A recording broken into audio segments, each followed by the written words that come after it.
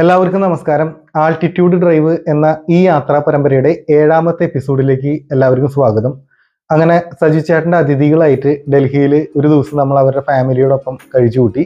പിറ്റേ ദിവസം നമ്മൾ ഡൽഹിയിലെ ചില ഭംഗിയുള്ള കാഴ്ചകൾ കാണാൻ വേണ്ടിയിട്ട് യാത്രയാവുകയാണ്. ഇന്നത്തെ യാത്രയുടെ പ്രത്യേകത, നമ്മളോടൊപ്പം സജു ചേട്ടനും അദ്ദേഹത്തിൻ്റെ മോനുമുണ്ട്. അങ്ങനെ അദ്ദേഹത്തിൻ്റെ വീടിൻ്റെ അടുത്തുകൂടിയുള്ള വഴിയിലൂടെ നമ്മൾ മുന്നോട്ട് പോവുകയാണ്. ഈ വഴിയുടെ ഇരുവശത്തും ഒരുപാട് വ്യാപാര സ്ഥാപനങ്ങൾ സ്ഥിതി ചെയ്യുന്നുണ്ട്. അതുകൊണ്ട് തന്നെ ഒരു ഓഫീസ് ടൈം ആയി കഴിഞ്ഞാൽ ഈ വഴിയിൽ തിരക്ക് കൂടും. അപ്പോൾ അതിനു മുമ്പ് തന്നെ നമ്മൾ കാഴ്ചകൾ കാണാനായിട്ട് പോയിക്കൊണ്ടിരിക്കുകയാണ്. അപൂർവമായിട്ട് അലഞ്ഞു തിരിഞ്ഞ് നടക്കുന്ന പശുക്കളെ കാണാനുണ്ട്. ഒരു സംഭവം ഏതാനും മാസങ്ങൾക്ക് മുമ്പ് ഇവിടെ ഉണ്ടായിരുന്നു. അതായത് ഒരു അലഞ്ഞു തിരിഞ്ഞ് നടക്കുന്ന പശു ഇവിടെയുള്ള ഒരാളെ ഈ വഴിയിലിട്ട് കുത്തിക്കുന്ന ഒരു സംഭവം ഉണ്ടായി. അതും ജനക്കൂട്ടം നോക്കി നിൽക്കുകയാണ് അത് സംഭവിച്ചത്. അവരതിൽ നിന്നും ആ പശുവിനെ പിന്തിരിപ്പിക്കാൻ ശ്രമിച്ചെങ്കിലും നടന്നില്ല. അദ്ദേഹത്തെ ഹോസ്പിറ്റലിൽ കൊണ്ടുപോകുന്ന വഴി മരണപ്പെട്ടു. അതിൻ്റെ ഒരു വീഡിയോ വാട്സപ്പിലും സോഷ്യൽ മീഡിയയിലും ഒക്കെ വൈറലായിരുന്നു. അതിനുശേഷം ഇത്തരം പശുക്കൾ വന്നു കഴിഞ്ഞ് കഴിഞ്ഞാൽ അല്പം ഭയത്തോടെ ഒരു കൈയകലം പാലിച്ചാണ് ഇവിടെയുള്ള ജനങ്ങൾ ഇപ്പോൾ നിൽക്കുന്നത്. അപ്പോൾ നമ്മൾ മുന്നോട്ട് പോവുകയാണ്. 2019 ഞങ്ങളുടെ ഇന്ത്യ യാത്രയിൽ സജു ചേട്ടനെയും ഫാമിലിനെയും നമ്മൾ പരിചയപ്പെടുന്നത്.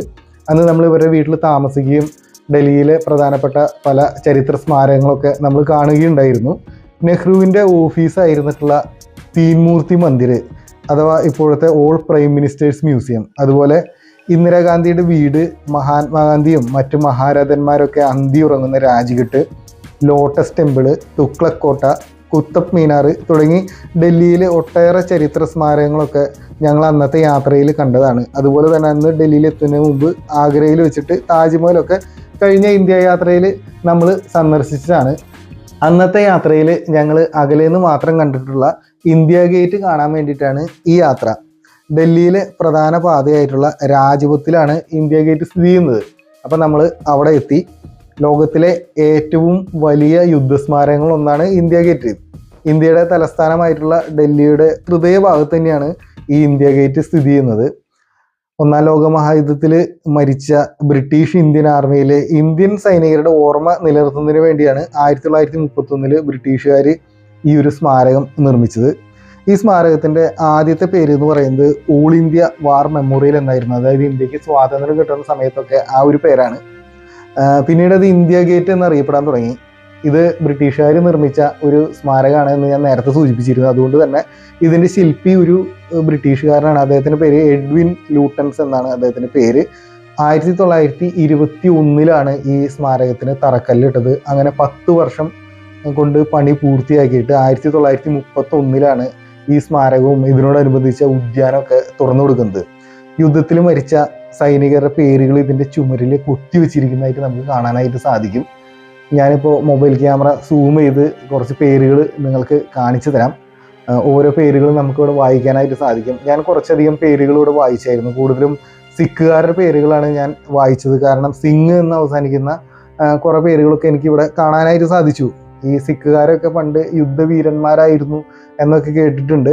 അപ്പോൾ അതിൻ്റെ ഭാഗമായിട്ട് അവരൊക്കെ ബ്രിട്ടീഷ് ഇന്ത്യൻ ആർമിയിൽ ചേർന്നിട്ട് ഒരുപാട് യുദ്ധങ്ങളിലൊക്കെ പങ്കെടുത്തിട്ടുണ്ടായിരിക്കാം. അതുപോലെ തന്നെ ഇതിൻ്റെ ചുറ്റുള്ള ആ ഒരു ഉദ്യാനം അത് കാണാൻ വളരെ രസകരമാണ്. പച്ചപ്പുല്ലൊക്കെ വെച്ച് പിടിപ്പിച്ച് ഒരുപാട് സഞ്ചാരികളൊക്കെ വന്നുകൊണ്ടിരിക്കുന്നുണ്ട് കേട്ടോ. വളരെ ഭംഗിയായിട്ട് സംരക്ഷിച്ചിരിക്കുന്ന ഇവിടെ ഒരുപാട് ആളുകൾ വന്ന് ഈവനിങ് ഒക്കെ എത്തി ഇവിടെ സംസാരിച്ചിരിക്കുന്ന ഒരു പതിവ് പതിറ്റാണ്ടുകളായിട്ട് ഉള്ളത് തന്നെയാണ്. ഇന്ത്യ ഗേറ്റിൻ്റെ മൊത്തം ഉയരം എന്ന് പറയുന്നത് 42 മീറ്ററാണ് കേട്ടോ. ഇനി ഇന്ത്യ ഗേറ്റിൻ്റെ തൊട്ടടുത്തായിട്ട് ഇതിൻ്റെ ഒരു ഓപ്പോസിറ്റ് സൈഡ് എന്ന് വേണമെങ്കിൽ നമുക്ക് പറയാം, നേതാജി സുഭാഷ് ചന്ദ്രബോസിൻ്റെ ഒരു പ്രൗഢഗംഭീരമായിട്ടുള്ളൊരു പ്രതിമ സ്ഥാപിച്ചിട്ടുണ്ട്. വളരെ ഒരു ഭംഗിയുള്ള ഒരു പ്രതിമയാണിത്. തീർച്ചയായിട്ടും അദ്ദേഹത്തിൻ്റെ ആ ഒരു നൃത്യം ചുറ്റുപാടൊക്കെ കാണുമ്പോൾ നമുക്കൊരു ദേശസ്നേഹത്തിൻ്റെ കണിക നമ്മുടെ മനസ്സിൽ പൊട്ടിമുളയ്ക്കാൻ സാധ്യതയുണ്ട്. ഇന്ത്യ ഗേറ്റിൻ്റെ ആർച്ചിൻ്റെ താഴെയായിട്ട് കത്തിച്ചു വെച്ചിരിക്കുന്ന ഒരു ദീപം കാണാൻ പറ്റും. അതൊരു അമർജ്യോതിയാണ്. കറുത്ത മാർബിൾ കൊണ്ട് നിർമ്മിച്ചിരിക്കുന്ന ഈ അമർജ്യോതി അതുമായിട്ട് ബന്ധപ്പെട്ടുള്ള സംഭവങ്ങളും യുദ്ധത്തിൽ മരിച്ച സൈനികരുടെ ഓർമ്മയ്ക്കായിട്ട് തെളിയിച്ചിരിക്കുന്നതാണ്. അതുപോലെ തന്നെ ഒരു സൈനിക യുദ്ധത്തോക്കും സൈനികന്റെ തൊപ്പിയും ഇതിനോടൊപ്പം പണിതിരിക്കുന്നു.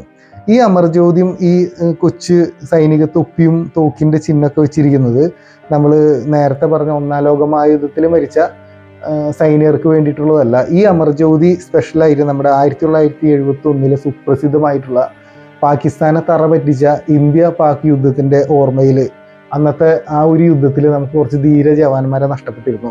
അവരുടെ ഓർമ്മയ്ക്ക് വേണ്ടിയിട്ട് സ്ഥാപിച്ചേക്കണ ഒരു അമർ ജ്യോതിയാണ് കേട്ടത്. അതായത് 1971 ഇന്ത്യ പാക് യുദ്ധം കഴിഞ്ഞിട്ട് 1972 ജനുവരി 26 റിപ്പബ്ലിക് ദിനത്തിന് സ്ഥാപിച്ചിട്ടുള്ള ഒരു അമർ ജ്യോതിയാണിത്. അന്നത്തെ പ്രധാനമന്ത്രിയായിരുന്നിട്ടുള്ള ഇന്ദിരാഗാന്ധിയാണ് ഇതിൻ്റെ സ്ഥാപന കർമ്മം നിർവഹിച്ചിരിക്കുന്നത്. ഇവിടെ ഉണ്ടായിരുന്ന ഒരു ഫോട്ടോഗ്രാഫർ വഴി ഞങ്ങൾ കുറച്ച് ചിത്രങ്ങളൊക്കെ എടുത്തു. ഇവിടെ വന്നതിൻ്റെ ഓർമ്മയ്ക്കായിട്ട് കുറച്ച് ചിത്രങ്ങളൊക്കെ ഇരിക്കട്ടെ എന്ന് തീരുമാനിച്ചു. വളരെ മനോഹരമായിട്ടുള്ള കുറച്ച് ചിത്രങ്ങളാണ് അത് എടുത്തു തന്നത്. അതോടൊപ്പം തന്നെ ഇവിടുത്തെ ഭംഗിയും ഇവിടുത്തെ ഈ ചരിത്ര സ്മാരകത്തിൻ്റെ പ്രത്യേകതകളൊക്കെ ഞങ്ങൾ ഡിസ്കസ് ചെയ്യുകയും അതിനെക്കുറിച്ചൊക്കെ കണ്ട് ആസ്വദിക്കുകയും ചെയ്തു. അതുപോലെ തന്നെ ഇവിടെ വന്നതിൻ്റെ ഓർമ്മയ്ക്കായിട്ട് ഒരു രാജസ്ഥാൻകാരിയായിട്ടുള്ള ഒരു നാടോടി സ്ത്രീയൊക്കെ ഉണ്ടായിരുന്നു. അവരുടെ കയ്യിൽ നിന്ന് 1-2 കരകൗശല വസ്തുക്കൾ ഞങ്ങൾ മേടിച്ച് സൂക്ഷിച്ചു വെച്ചു. ജസ്റ്റ് ഇവിടെ വന്നതിൻ്റെ ഒരു ഓർമ്മ നമുക്ക് പിന്നീട് ഓർക്കാൻ വേണ്ടി മാത്രം. അങ്ങനെ ഞങ്ങൾ ഈ ഒരു ചരിത്ര സ്മാരകത്തിൻ്റെ മുറ്റത്ത് അല്പസമയം ഞങ്ങൾ ചിലവാക്കി. അപ്പോഴേക്കും ഒരുപാട് സ്വദേശികളും വിദേശികളുമായിട്ടുള്ള സഞ്ചാരികൾ ഇവിടെ എത്തിക്കഴിഞ്ഞിരിക്കുന്നു. അപ്പോൾ അവരെയൊക്കെ കണ്ടുകൊണ്ട് ഞങ്ങൾ ഇവിടെ നിന്നും ഇറങ്ങി. അടുത്തതായിട്ട് ഞങ്ങൾ എത്തിച്ചേർന്നത് വേസ്റ്റ് ടു വണ്ടർ എന്ന പാർക്കിലാണ്. നഗരത്തിലെ മെറ്റൽ വേസ്റ്റുകൾ സമാഹരിച്ച് ലോകാത്ഭുതങ്ങളുടെ മാതൃകയും അതുപോലെ തന്നെ മറ്റ് സ്റ്റാച്യുകളുടെയൊക്കെ മാതൃകയൊക്കെ നിർമ്മിച്ച് വെച്ചിരിക്കുകയാണ് ഇവിടെ. ഈജിപ്തിലെ പിരമിഡ്, പിസായിലെ ചെരിഞ്ഞ ഗോപുരം, ന്യൂയോർക്കിലെ സ്റ്റാച്യു ഓഫ് ലിബർട്ടി, പാരീസിലെ ഈഫൽ ടവർ, ബ്രസീലിലെ ക്രൈസ്റ്റ് ദി റെഡിമീർ പ്രതിമ, ഇന്ത്യയിലെ താജ്മഹൽ, ഇറ്റലിയിലെ കൊളോസിയം തുടങ്ങിയവയുടെയൊക്കെ മാതൃകകൾ വേസ്റ്റ് മെറ്റൽ ഉപയോഗിച്ച് വളരെ മനോഹരമായിട്ടാണ് ഇവിടെ ഉണ്ടാക്കി വെച്ചിരിക്കുന്നത്. തീർച്ചയായിട്ടും ഇതൊരു വലിയൊരു സന്ദേശം നൽകുന്ന ഒരു പാർക്ക് കൂടിയാണ്. കാരണം വേസ്റ്റുകൾ എങ്ങനെ റീസൈക്കിൾ ചെയ്യാം, അല്ലെങ്കിൽ അതെങ്ങനെ മനോഹരമായിട്ടുള്ള മറ്റു രൂപങ്ങളാക്കി മാറ്റി തീർക്കാം എന്ന് പുതിയ തലമുറയ്ക്ക് ഒരു സന്ദേശം കൂടി കൊടുക്കുകയാണ് ഇവിടുത്തെ ഈ ഒരു പാർക്ക് കൊണ്ട് ഉദ്ദേശിക്കുന്നത് എന്ന് എനിക്ക് തോന്നുന്നു. എത്ര മനോഹരമായിട്ട് എത്ര പ്രാഗൽഭ്യത്തോടു കൂടിയാണെന്നറിയോ ഇതിൻ്റെ ഓരോ ഭാഗങ്ങളും വെൽഡ് ചെയ്ത് ചേർത്തിരിക്കുന്നത്. പട്ടണത്തിൻ്റെ ഓരോ മുക്കിലും മൂലയിലും ഉപേക്ഷിക്കപ്പെട്ട ഫാക്ടറി മാലിന്യങ്ങളും അതുപോലെ തന്നെ വർക്ക്ഷോപ്പ് മാലിന്യങ്ങളും ആയിട്ടുള്ള മെറ്റലുകൾ കൂട്ടി പെറുക്കിയെടുത്ത് കൊണ്ടുവന്ന് വളരെ കൃത്യതയോടുകൂടി അവ വെൽഡ് ചെയ്ത് ചേർത്ത് വളരെ അത്ഭുതകരമാക്കിയിട്ട് ആണ് ഈ പറയുന്ന നിർമ്മിതികളൊക്കെ തന്നെ ഇവിടെ നിർമ്മിച്ചിരിക്കുന്നത്. അത്രയും മനോഹരമായിട്ടാണ് ഓരോ നിർമ്മിതിയും സൂക്ഷ്മതയോടുകൂടി വെൽഡ് ചെയ്ത് നിർമ്മിച്ചിരിക്കുന്നതായിട്ട് കാണാനായിട്ട് സാധിക്കുന്നത്. ഇതിൻ്റെ പിന്നിൽ പ്രവർത്തിച്ചിട്ടുള്ള ശില്പികൾ ആരാണെന്ന് എനിക്കറിയില്ല, പേരറിയില്ല. എങ്കിലും അതിൻ്റെ പിന്നിൽ പ്രവർത്തിച്ച എല്ലാവരെയും ഞാൻ ഈ സമയം കൃതജ്ഞതയോട് കൂടിയിട്ട് ഓർക്കുകയാണ്. അത്ര മനോഹരമായിട്ടുള്ള നിർമ്മിതികളാണ് നമ്മളിവിടെ കാണുന്നത്. അപ്പോൾ അതിനോടൊപ്പം തന്നെ വളരെ പച്ച പിടിച്ചിട്ടുള്ള ഒരു സെറ്റപ്പാണ് ഇവിടെ ഒരുക്കിയിരിക്കുന്നത് ഈ ഒരു പാർക്കിൽ. അപ്പോൾ അതിൻ്റെ ഉള്ളിൽ കൊച്ചു കൊച്ചു ജീവികളൊക്കെ ഉണ്ട്. അപ്പോൾ ഒരു അണ്ണാൻ സ്റ്റിമയുടെ അടുത്തേക്ക് വന്നു. അപ്പോൾ ഞങ്ങളുടെ കഴിഞ്ഞ യാത്രയിലായാലും ഈ ഒരു യാത്രയിലായാലും സഹജീവി സ്നേഹത്തോടു കൂടിയാണ് ഞങ്ങൾ ഈ പറയുന്ന ജീവികളോടൊക്കെ തന്നെ വർത്തിക്കുന്നത്. അപ്പോൾ ആ അണ്ണാന് ഞങ്ങളുടെ കയ്യിലുണ്ടായിരുന്ന ഒരു കൊച്ചു ഭക്ഷണം, അതായത് ഒരു മിഠായിയുടെ ഭാഗം മറ്റോ ഞങ്ങൾ അണ്ണാന് കൊടുത്തു. അത് വളരെ അടുത്ത് ഇണക്കത്തോടു കൂടി ഒരു പൂച്ചക്കുട്ടി നമ്മുടെ അടുത്ത് വരുന്ന രീതിയിൽ തന്നെ അണ്ണാൻ അടുത്ത് വന്ന് അതൊക്കെ ഭക്ഷിച്ച് കുറച്ചു നേരം അണ്ണാൻ ഞങ്ങളുടെ അടുത്തുണ്ടായിരുന്നു. അത് കഴിഞ്ഞ് അത് തിരിച്ചുപോയി.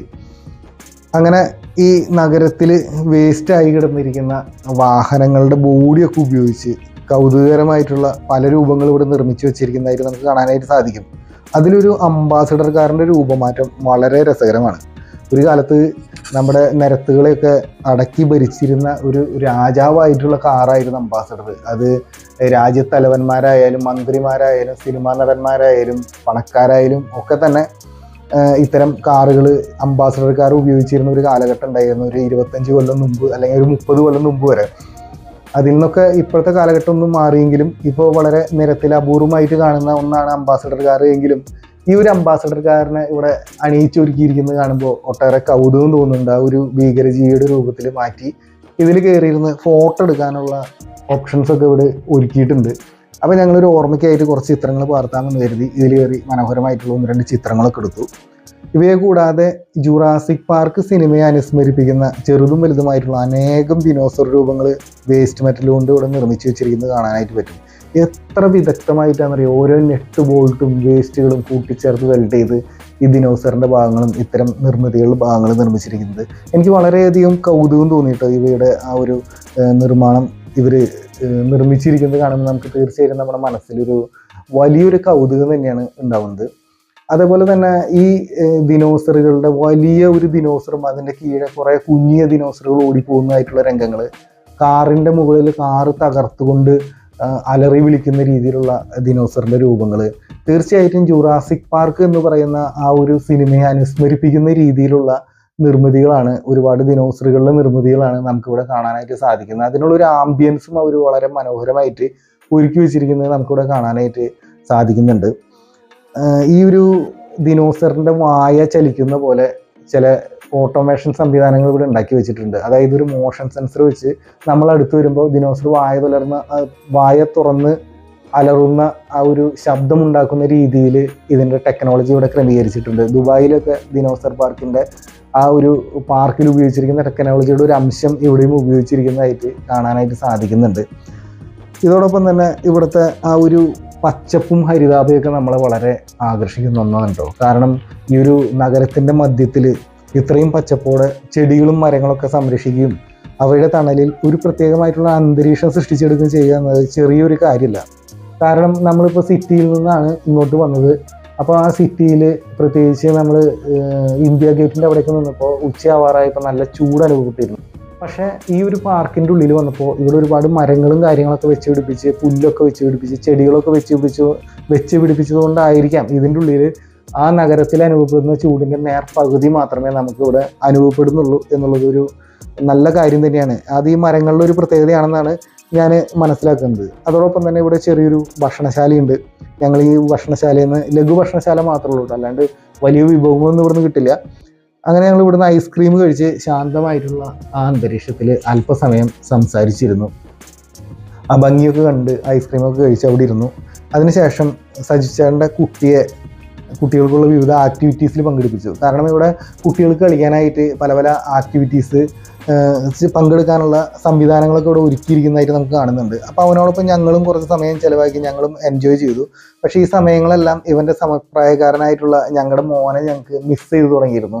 അതായത് ഇവൻ്റെ കളിയും ചിരിയൊക്കെ കാണുമ്പോൾ, ഓരോ ആക്ടിവിറ്റീസ് കാണുമ്പോൾ നമുക്ക് അവനെ വളരെയധികം മിസ് ചെയ്തു. കാരണം അവനെ പിരിഞ്ഞിട്ട് ഇപ്പോൾ 10 ദിവസത്തിലേറെ ദിവസങ്ങളായി. ഇനിയും ഒരു മാസം കഴിഞ്ഞിട്ടാണ് തിരിച്ച് ഞങ്ങൾക്ക് ചെല്ലാനായിട്ട് സാധിക്കുള്ളൂ.